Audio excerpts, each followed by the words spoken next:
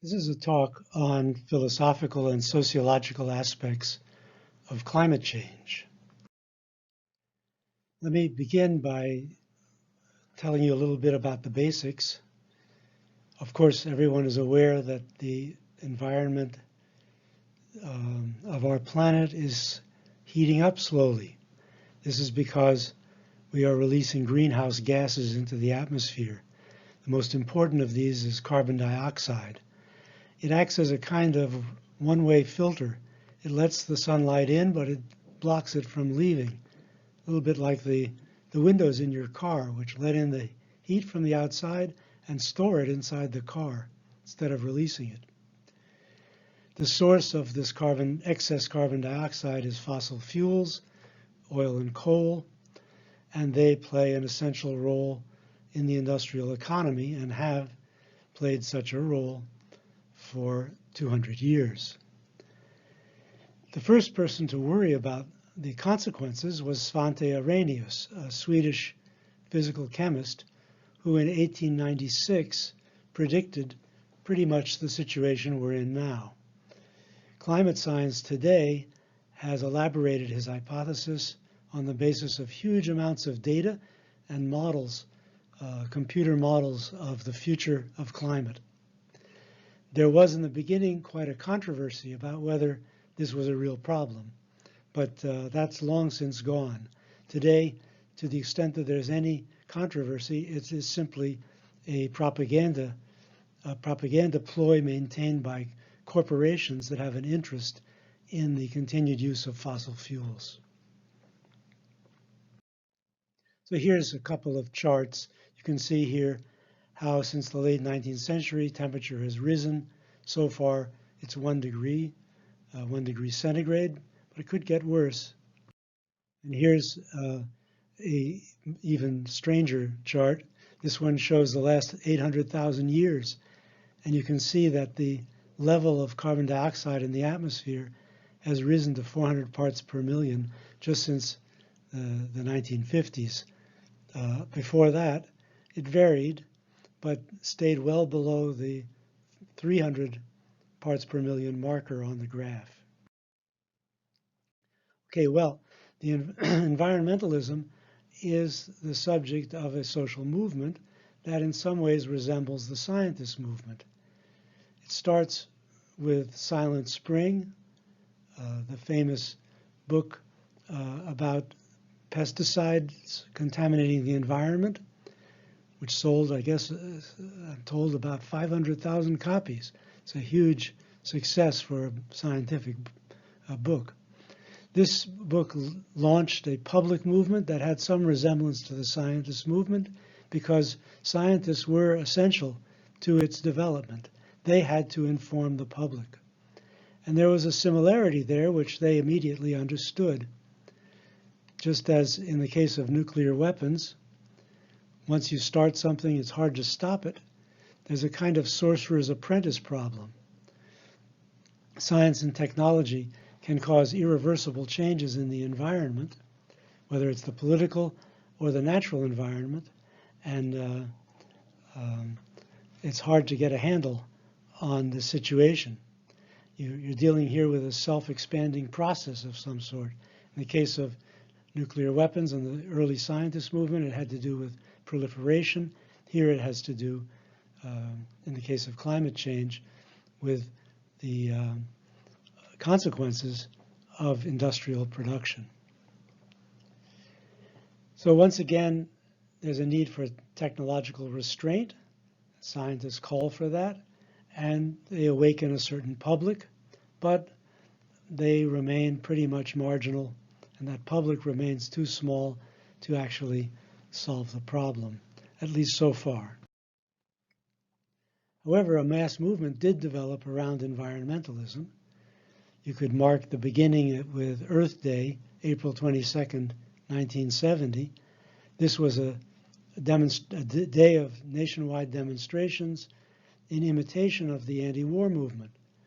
There were protest marches and teach-ins and various public statements by prominent scientists and politicians.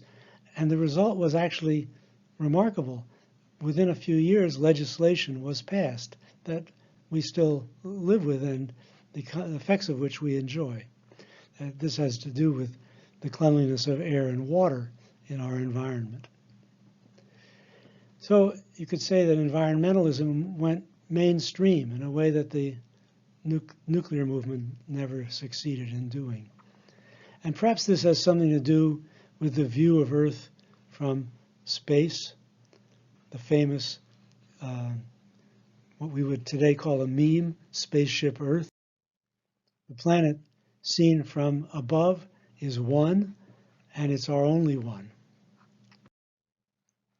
Well, around the environmental movement, there developed a new kind of consciousness, awareness of nature. On the one hand, of course, we see nature as a resource.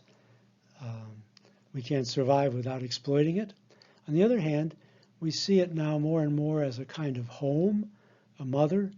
There are a number of metaphors with which we construct this nature that has relevance to environmental concerns. And the basic ideal that comes out of this other view of nature is the notion of harmony, the idea that human beings should live in a harmonious relation to nature instead of simply exploiting it. There's an interesting and complicated relation between this idea of harmony and science. Science, of course, doesn't really have anything to do with the notion of harmony. It views nature in causal terms. And from the standpoint of pure science, it makes very little difference if human beings or cockroaches inherit the earth. However, we as human beings do think it makes a difference, and we have experience of nature which we need to interpret and understand in order to act responsibly toward nature. And science gives us the terms and the concepts with which to interpret our experience. When there are huge hurricanes, and more than ever before, we refer to the science of climate change to understand what's happening. So we reconstruct our experience in scientific terms and then ask scientists and technologists to act on the basis of our interpretation of our experience in their terms in accordance with our values. And various bridging concepts help to make the communication possible. Notions like health and security that work on both sides of the line between scientific and technical language. Interpreting the relation to the environment, the human relation to the environment, is not so simple. There seem to be two basic lines of attack here.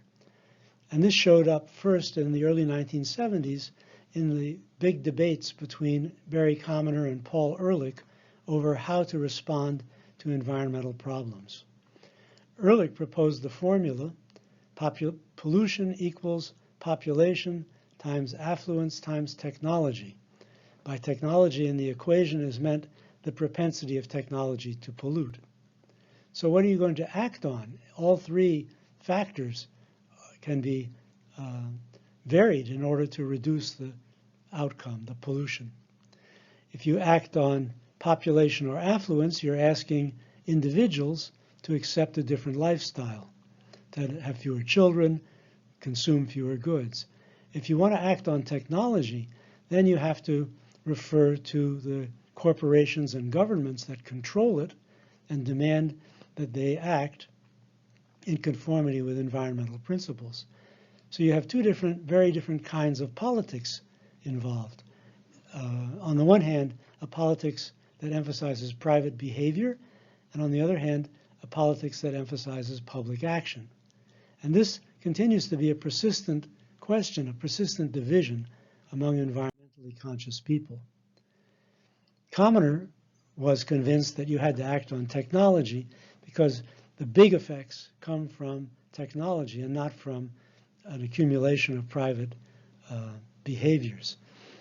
And I found this cartoon, this Peanuts cartoon, which expresses exactly Commoner's view. Lucy says to Linus, "Space is too large.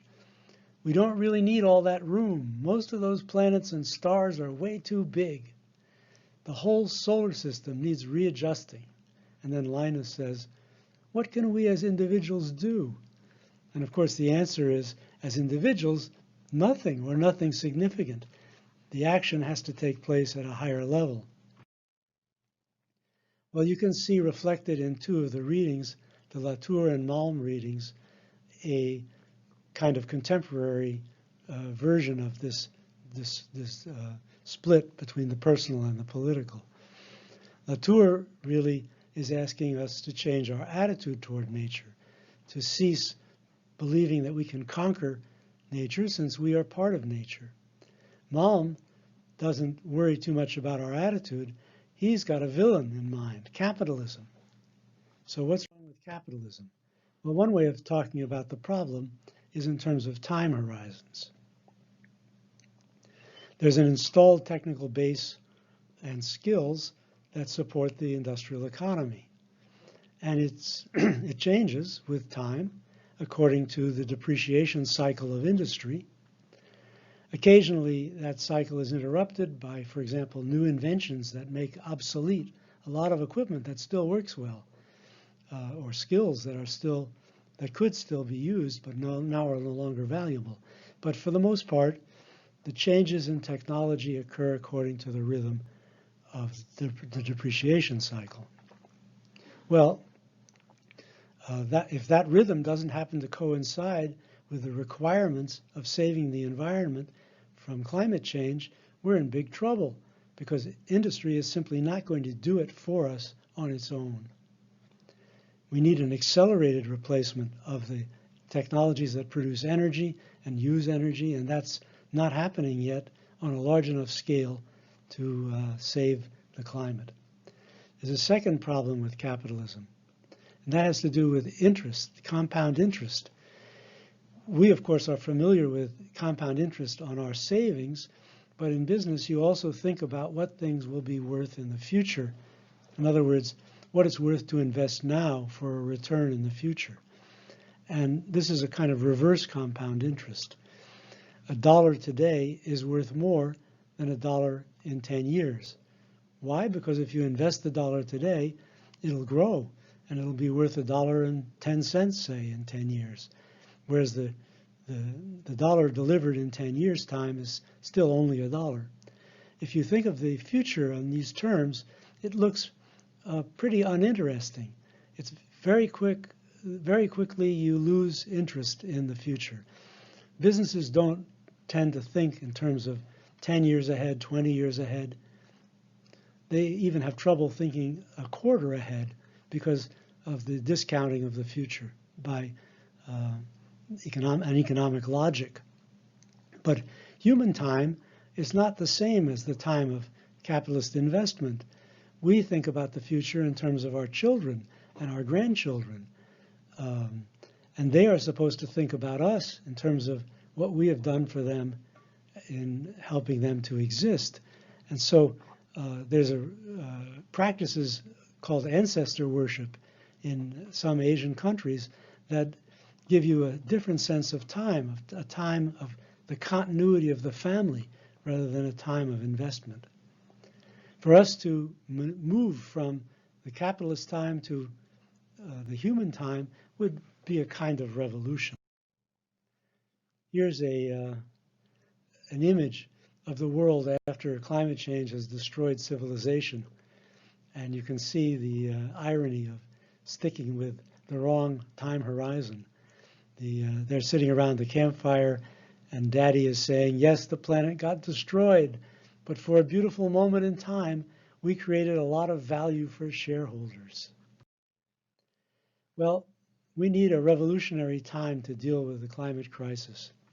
Revolutions look back at the present from an imaginary future. The French revolutionary Saint-Just asked, what he called cold posterity think of us for tolerating kings? And perhaps someday people will look back at our time and wonder, from their standpoint of cold posterity, how we could have put up with the destruction of the environment. The future translates values into facts, and what is controversial today may become obvious tomorrow. That's the revolutionary sense of time that is required by environmentalism.